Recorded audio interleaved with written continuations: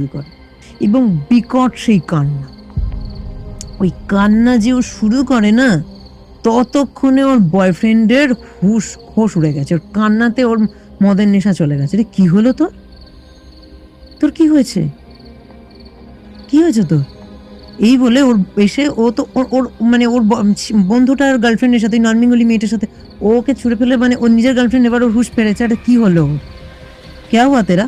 তো কি হয়েছে? এবার বারবার যখন ওকে ঝাঁকাচ্ছে, ও মাথা তুলছে না।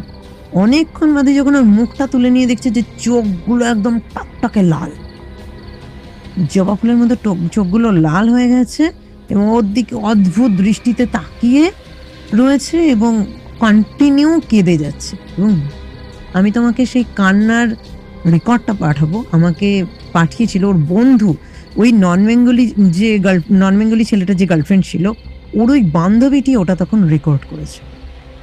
যেটা এখন আপনারা শুনতে পাবেন।